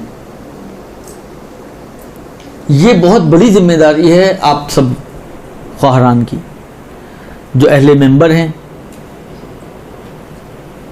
जो जिक्र अहले बैत करती हैं। बहुत बड़ी जिम्मेदारी है इस हवाले से कि आप लोगों को अहले बैत के दरवाजे पर लाएं। कोशिश करें, आपका पूरा टारगेट, पूरा हम्मो गम यही होना चाहिए कि ये बिखरी हुई उम्मत उस नुक्ते पर आकर जमा हो जाए कि जो अहले बैत का दरवाज़ा है। सिर्फ ज़बानी हद तक नहीं, हाँ कौलन व फ़ेलन। हम कहते हैं हम अली वाले हैं, लेकिन हम बन के भी दिखाएं कि हम वाकई अली वाले हैं। हम कहते हैं कि आप लोग कहते हैं कि हम हज़रत ज़हरा की कनीज़ हैं, तो उनकी कनीज़ें बन के भी दिखाएं। सिर्फ कह देना काफ़ी नहीं होता। लिहाजा ये आपको एक, जिसको कहें, इसको अपने लिए एक चैलेंज बनाएं। देखें, इंसान की एक फितरत है ना, कि जिस चीज़ को चैलेंज के तौर पे कबूल करता है, फिर उसके लिए कोशिश भी उतनी ही ज़्यादा करता है। इसको अपने लिए एक चैलेंज बनाएं कि हमें ये काम करना है। आप सोचें, हर मिंबर से ख़वातीन में बहरहाल मर्दों से ज़्यादा मजलिसें होती हैं। हर घरों में ख़वातीन, यानी सालाना जो मजलिसें होती हैं कम होती हैं जो सिर्फ मर्दों की हों, उससे थोड़ी ज़्यादा होती है जो लेडीज़ जेंट्स दोनों की हों, लेकिन खाली लेडीज़ की बहुत ज़्यादा होती हैं। दिन में 3-3, 4-4 मजलिसें होती हैं। तो अगर फ़र्ज़ करें हर जगह से यही अहले बैत का तज़किरा हो, यही अहले बैत के फ़रामीन बयान किए जा रहे हों, यही अहले बैत की सीरत को बयान किया जा रहा हो, यही बताया जा रहा हो कि अहले बैत हमसे क्या चाहते हैं, अहले बैत कैसा शिया चाहते हैं, कैसा मोमिन चाहते हैं, अपनी कनीज़ों में जनाब ज़हरा कैसी ख़वातीन को देखना चाहती हैं। जब हर तरफ से यही बातें होंगी, अच्छा फिर इतनी भी खुश्क मत कर दें कि सारे सिर्फ यही 4 कहानी चल रही हो। 7 फ़ज़ाइल, मैंने कहा ना, फ़ज़ाइल अहले बैत को मुझे अच्छी तरह याद पड़ता है। शायद जब हम लोग ईरान से आ रहे थे एक दफ़ा तबलीगात के लिए, तो एक आगा थे, उनके पास हम लोग गए, उनसे पूछा कि उनका कोई नसीहत करें, तबलीग पे जा रहे हैं। हालांकि उनके अपने हिसाब से जो मुझे अब याद पड़ता है, उन्होंने कहा था कि अपनी तकरीर को 3 हिस्सों में तकसीम करो। एक में अकायद बयान करो, एक हिस्से में फ़ज़ाइल बयान करो, और एक हिस्से में ज़ाहिरन शायद फ़िक़्ह को बयान करो। अब हमारे यहाँ तो इस तरीके से इस पैटर्न में नहीं चल सकते, लेकिन बहरहाल कम से कम फ़ज़ाइल अहले बैत, क्योंकि याद रखें जितना ज़्यादा इंसान किसी शख्स को पहचानेगा उतनी ज़्यादा उस शख्स से मोहब्बत करेगा। मोहब्बत मारिफत के ऊपर डिपेंड करती है, दुरुस्त। जब तक मारिफत नहीं होगी मोहब्बत नहीं हो सकती, और फिर जितनी मारिफत उतनी ही मोहब्बत। मारिफत बढ़ती रहेगी, मोहब्बत ऑटोमेटिकली बढ़ती रहेगी। लिहाजा कोशिश करें कि लोगों की मारिफत को बढ़ाएं। ये मारिफत बढ़ेगी तो खुद ब खुद मोहब्बत बढ़ेगी, मोहब्बत बढ़ेगी। देखें, छोटी सी मिसाल दूं मैं आपको। होता क्या माशरे में, हम तो बचपन से जो चीज़ देखते हैं, मैं वो मिसाल दूं आपको अपने हिसाब से। मतलब फ़र्ज़ करें बच्चे हैं, कोई क्रिकेटर है, बहुत पसंद है उनको, तो वो बच्चा जब क्रिकेट खेलता है तो क्या कोशिश होती है उसकी, उस जैसा बनाए अपने आप को, उसके अंदाज को अपनाए। क्यों? इसलिए कि वो उसको पसंद करता है, वो उसके लिए महबूब है, दुरुस्त। इसी तरीके से और मिसालें भी आपको मिल जाएंगी, बच्चियों में भी इस किस्म की आपको मिसालें मिल जाएंगी। अच्छी मिसालें भी मिल जाएंगी, पॉजिटिव मिसालें भी मिल जाएंगी, नेगेटिव मिसालें भी मिल जाएंगी। कोई सिंगर किसी को पसंद है, किसी को गाने का शौक़ है, तो वो कोशिश करेगा उसी अंदाज से गाए। उसके किसी को मरसिया में कोई उसका मॉडल है, उसकी कोशिश होती है कि वो उसी के रंग ढंग को अपनाए, उसी की तरीके से आवाज़ बनाने की कोशिश करता है। ये एक फितरत है इंसान की। अगर हम अहले बैत से मोहब्बत रखते हैं, उनको पसंद करते हैं, उनकी मार्फत होगी तो पसंद आएगी खुद ब खुद। कमाल पसंद करता है ना इंसान, जब हमारे लिए साबित होगा कि ये हस्तियाँ इंतहाई बाकमाल हस्तियाँ हैं, इनकी तमाम खुसूसियात अपने पीक पर हैं, तो खुद ब खुद महबूब बन जाएंगी। तो इस खुद ब खुद महबूब होने का फिर तकाजा भी तो आना चाहिए ना हमारे अंदर, कि हम अपने आप को उन जैसा बनाने की कोशिश करें। ये जो नहीं करते हैं, इसका मतलब है कि वहाँ कुछ कमज़ोरी है, वो स्ट्रेंथ नहीं है कि जो हमें उन जैसा बनाने पे मजबूर कर रही है। वरना आप खुद सोचें, अगर मैं अपने आप को कोशिश करके उन जैसा रंग ढंग अपनाने की कोशिश करूं तो कहां खराबी आएगी मेरे किरदार में? सोचें जरा, आएगी? जब मैं अहले बैत को पहचानूंगा, उनकी मार्फत हासिल करूंगा, उनकी खूबियों को पहचानूंगा, उनकी मोहब्बत मेरे दिल में ईजाद होगी, उस मोहब्बत के नतीजे में मैं अपने आप को उन जैसा बनाने की कोशिश करूंगा,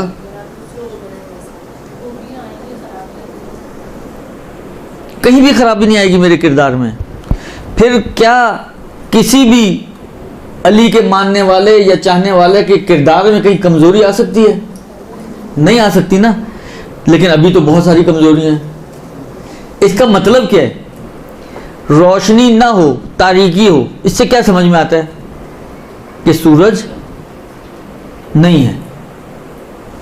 रात की तारीकी हो, बजाय इसके कि आप सूरज को देखें ऊपर है या नहीं है, आप तारीकी को देख के बता देंगे कि सूरज नहीं है इस वक्त।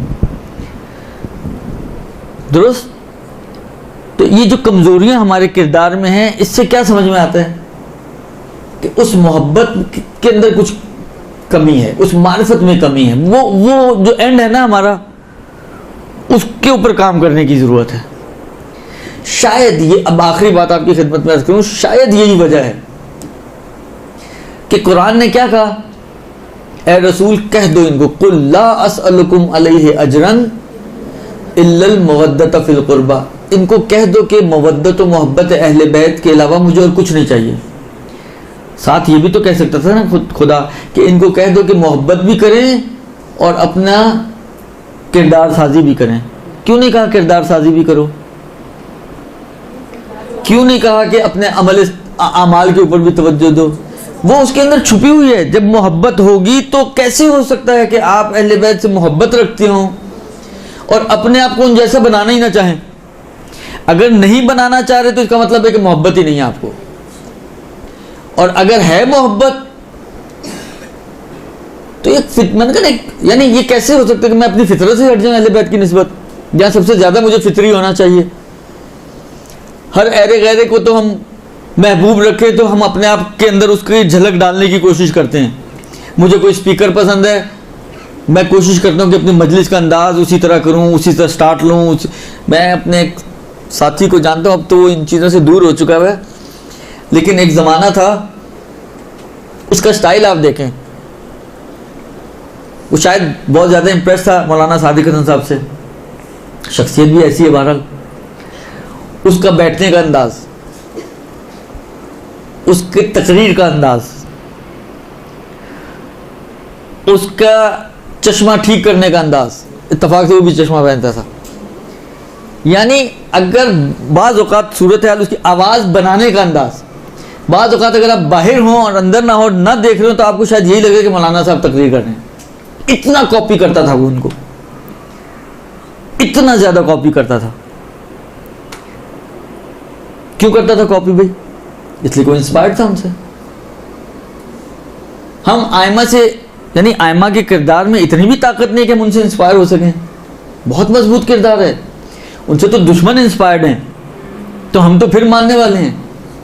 तो जब इंस्पायरेशन आती है तो झलक तो आनी चाहिए ना। अगर झलक नहीं आ रही तो इसका मतलब क्या है कि वहां के उस एंड पर कहीं ना कहीं कुछ कमजोरी मौजूद है, जिसके नतीजे में वो झलक नहीं आ पा रही हमारे पास। वरना अगर वो एंड कभी हो तो फिर यकीनन हम में भी कोई ना कोई सलमान और अबूजर और मिकदाद होना चाहिए। नहीं है तो खराबी इस एंड पे नहीं है, उस एंड पर है। ये एंड तो उसके ऊपर मौकूफ है। लिहाजा कोशिश करें कि ये पहचान और मार्फत अहले बैत की लोगों तक पहुंचाएं, उनका किरदार लोगों तक पहुंचाएं, उनके फ़ज़ाइल लोगों तक पहुंचाएं, उनके मौजज़ात लोगों तक पहुंचाएं। ये मौजज़ात पहुंचाना, ये फ़ज़ाइल बयान करना, ये सबब बनेगा कि उनकी मार्फत, उनकी मोहब्बत बढ़े। ये बढ़ेगी तो ऑटोमेटिकली उसका रंग और ढंग उसके अमल और किरदार पर आएगा, हतमन आएगा, नहीं हो सकता ना आए। लिहाजा कोशिश करें कि इस एतबार से अपनी भी तरबियत करें और दूसरों की भी इसी अंदाज से तरबियत करें। वसल्लल्लाहु अलैहि व आलिहि वसल्लम।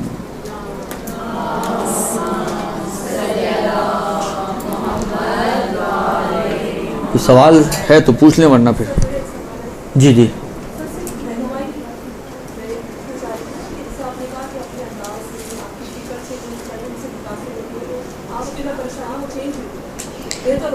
देखिए डिपेंड करता है खराबी किस किस्म की है। अभी कोई कुल्ली कानून तो यही है कि पॉजिटिव,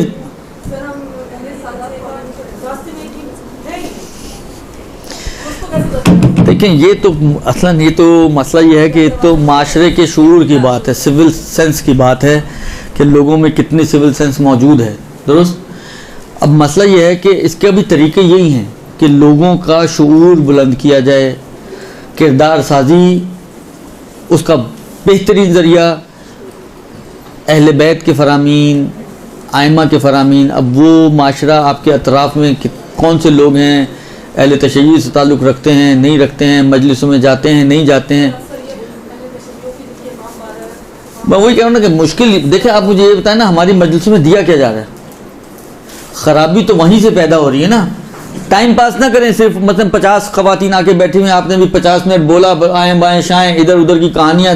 मैंने कहा ना 4 डाइजेस्ट के किस्से, 2 व्हाट्सएप की कहानियाँ, 2 फेसबुक की कहानियाँ, मजलिस तमाम, मिला कुछ भी नहीं। तो ये काम ना करें। अहले बैत के फ़रामीन बयान करें, दीन के अहकाम बयान करें, क्या दीन कैसा आपको देखना चाहता है, आपका दूसरों के साथ एटीट्यूड कैसा होना चाहिए, आपका अपने अहले मोहल्ला के साथ, अपने पड़ोसियों के साथ रख रखाव कैसा होना चाहिए, सब कुछ दीन ने बताया। आप रिसालतुल हुकूक उठा के देखें इमाम सज्जाद अलैहिस्सलाम का, उनके अय्याम में उन्होंने नहीं बताया कि पड़ोसियों के क्या हक होते हैं। जाके देखें पड़ोसियों के हक बताए उन्होंने। हमने कितने ये हक व हुकूक लोगों तक मुंतकिल किए हैं। कोताहियाँ तो सारी हमारी तरफ आ रही हैं, अहले मिंबर की तरफ आ रही हैं कि अहले मिंबर ने अपनी जिम्मेदारियों को पूरा नहीं किया, जिसका नतीजा ये निकला कि अवाम जो है वो ऐसी हो गई। अभी भी इट्स नेवर टू लेट, अभी भी सुधारा जा सकता है। अभी भी हम अपने अंदाज को और अपने आप को सुधारें, अपनी मजलिसों के महवर को चेंज करें, महवर अहले बैत की हस्तियों को बनाएं, उनके फ़रामीन, उनके अक़वाल, उनकी सीरत, उनका किरदार, वो कैसे माशरे में ज़िंदगी गुजारते थे। वो भी तो माशरे में ही रहते थे ना। आसमानी मखलूक तो नहीं थे कि आसमानों पे रहते थे, बस कभी कभार नीचे आया करते थे। वो कभी कभार ऊपर गए हैं, अक्सर नीचे ही होते थे, दुरुस्त। लिहाजा कोशिश करें कि इन चीज़ों के ज़रिए, मैंने कहा ना तरबियती प्रोसेस है ये। मिंबरों से जब तक ये बातें आप लोगों तक मुंतकिल नहीं करेंगी, दीनदार लोग हमारे माशरे में वजूद में नहीं आएंगे। हमारा दीन इस वक्त चल रहा है मीडिया का दीन। कुछ चीज़ें हम लोग इन चीज़ों से, अपने व्हाट्सएप और फेसबुक से, और बाकी दीन ड्रामों से सीखते हैं हम लोग। तो ड्रामों वाला दीन, व्हाट्सएप वाला दीन, वो तो ऐसा ही है भैया।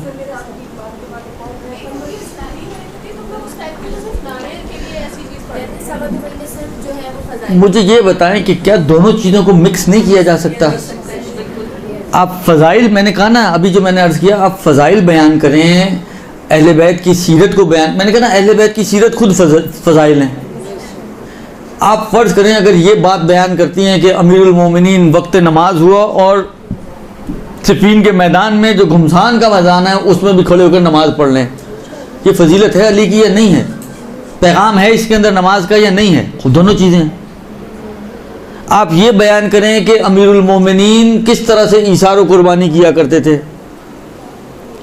किस तरीके से अपने बच्चों को उन्होंने भूखा रखा और दूसरे के बच्चों के पेट भरे हैं। ये फ़ज़ाइल भी हैं और मैसेज भी है इसमें। और इस किस्म का कोई एक वाक़या तो नहीं है, हज़ारा वाक़े हैं कि जो आप दोनों को मिलाकर मर्ज करके, कि जिसको कहते हैं सांप भी मर जाए और लाठी भी ना टूटे। फ़ज़ाइल भी हो गए और मैसेज भी दे दिया आपने। मैसेज के लिए ज़रूरी तो नहीं कि आप खुश्क इबारतें पढ़ना शुरू कर दें तभी मैसेज जाएगा। मैसेज के लिए ये ज़रूरी नहीं कि आप खुश्क इबारतें पढ़ना शुरू कर दें तभी मैसेज जाएगा। आप मैंने कहा ना अहले बैत की सीरत फ़ज़ाइल भी है और पैगाम भी है। ये एक चीज़। दूसरी चीज़ ये कि बहरहाल आप जितनी भी ज़ाकिरात हैं जो भी इनमें आप में हैं या होने वाली हैं, एक बात का ख्याल रखें, अपनी मजलिस के दौरानिए को कंट्रोल करें। ये 1.5 घंटे की मजलिस में कोई अक्लमंदी नहीं है। मैक्सिमम 40 मिनट्स, 40 मिनट्स के बाद फिर सो जाते हैं लोग। अगर आप चाहते हैं कि जागते जागते आपकी बात सुन लें तो मैक्स 40 मिनट्स। हम क्यों 1.5 घंटे की पढ़ें?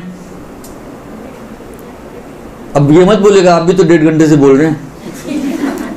मेरी तो मजबूरी है कि मुझे दिया ही 1.5 घंटा गया है। वरना क्यों 1.5 घंटे की मजलिस पढ़ें हम? आप, मैंने कहा ना कि देखें, मुख्तसर और मुफीद गुफ्तगू ऐसी हो जो मुख्तसर हो और मुफीद हो। एक दूसरी चीज़ ये कि ये सोच बहुत ही बेहुदा सोच है और बहुत ही गलत सोच है कि अगर फ़ज़ाइल अहले बैत पढ़े जाए तो टाइम वेस्ट हो रहा है। अहले बैत के फ़ज़ाइल अगर यानी प्योर फ़ज़ाइल भी पढ़े जाएँ, हालांकि मैसेज को छोड़ भी दें, आप खैबर और खंदक भी अगर उखाड़ना शुरू कर दें तो मगर मैंने कहा ना ये मार्फत तो है ना, अहले बैत की मार्फत तो है ना, उनकी शान तो बयान हो रही है ना। ये मार्फत और शान खुद जो है आपके लिए अहले बैत की मोहब्बत को बढ़ाती है। ये चीज़, ये खुद मोहब्बत को बढ़ाने वाली चीज़ है। और फिर फ़ज़ाइल, मैंने कहा ना कि फ़ज़ाइल मुनहसर नहीं है। हमारी मुश्किल ये जो आप बातें कर रही हैं ना, ये सबसे बड़ी मुश्किल इसकी है कि हमारी मुतालियात बहुत कम है, दायरा इल्म का बहुत कम है। इसीलिए बकौल आपके हर जगह पर वो यही मजलिस पढ़ती हैं। वो एक बात सुन सुन के तो बेचैनी होगी ना। एक बात अगर 4 आदमी बयान करें फिर भी इंसान हजम कर ले, एक ही आदमी एक बात को 4 दफ़ा बयान करे वो कौन हजम करेगा? ये खराबी इस वजह से है कि हमारी मालूमात बहुत कम है। अपनी, मैंने इसीलिए शुरू में कहा, मालूमात के दायरे को वसी करें, अच्छी मालूमात हासिल करें, अच्छी किताबें पढ़ें, ऑथेंटिक बुक्स पढ़ें, पढ़े लिखे लोगों की किताबें पढ़ें। नाम खुद ब्रांड होता है। ऐसे अफराद की किताबें पढ़ें, आप उनके ज़रिए अपने मालूमात को बढ़ाएं, उनके ज़रिए अहले बैत से रिलेटेड अपने वाक़यात को, अहले बैत से रिलेटेड अपनी मालूमात को बढ़ाएं और उसको अपनी मजलिसों में लेकर आएँ। फ़ज़ाइल भी हैं, मैसेज भी है, दोनों चीज़ें एक तीर में 2 शिकार बोलते हैं ना, ये एक तीर में 2 शिकार हैं। कि आप कभी आप लोगों ने ज़ीशान अगर जवादी साहब की मजलिस सुनी है? उनको सुने आप। हालांकि वो जारी बात है इतने पुराने ज़माने की हैं, लेकिन बिलाखिर वो उनकी आप मजलिसें सुने, आपको अंदाज़ा होगा कि मजलिस किसे कहते हैं। खुदा रहमत करे, बहुत शख्सियत थी वाक़ई, खिदमत बड़ी अंजाम दी उन्होंने। वो फ़ज़ाइल भी हैं और आप कभी ये नहीं, यानी जो दूसरा बकौल आपके ना 2 तरह के लोग हैं, एक फ़ज़ाइल वाले हैं, एक इस्लाह वाले हैं। ना इस्लाह वाले परेशान होंगे उनकी मजलिस में, ना फ़ज़ाइल वाले परेशान होंगे। दोनों को दोनों चीज़ें मिलेंगी। इस अंदाज को अपनाएं अपनी मजलिसों में। दुरुस्त?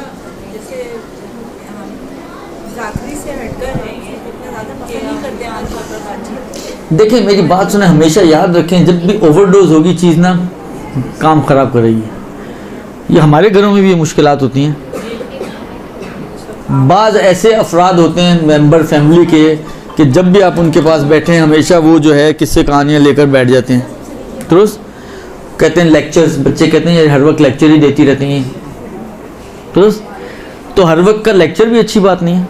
ज़रूरी थोड़ी है कि इंसान जब भी बैठे बच्चों के साथ या फैमिली मेम्बर्स के साथ तो हमेशा कोई ना कोई जो है वो मसले डिस्कस करें। पॉजिटिव अंदाज से दूसरी तरीके से भी अच्छी बातों को मुंतकिल किया जा सकता है। दुरुस्त?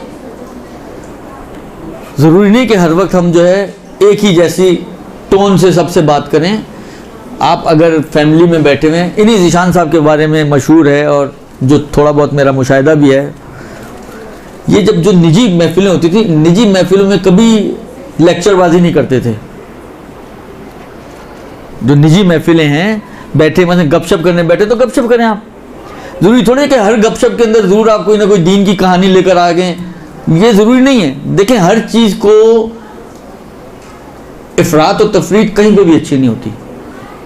इफ़रात और तफरीत, अगर आप अहले बैत से मोहब्बत में भी इफ़रात और तफरीत से काम लेंगे ना तो वो भी बुरी है, इसलिए कि यह आपको नुसैरी बना देगी।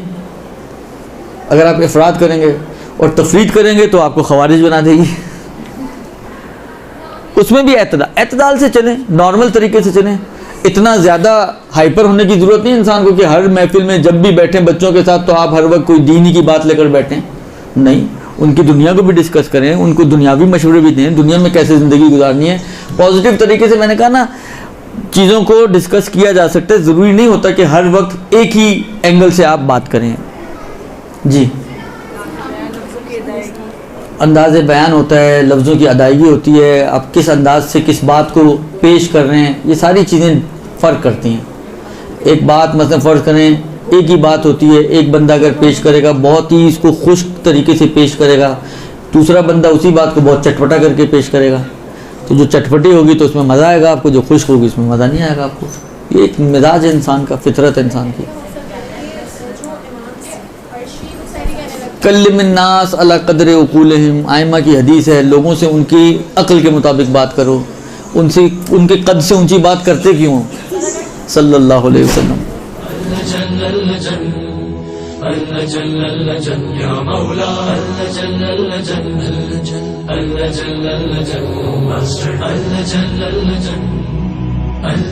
या साहिब समा اللجن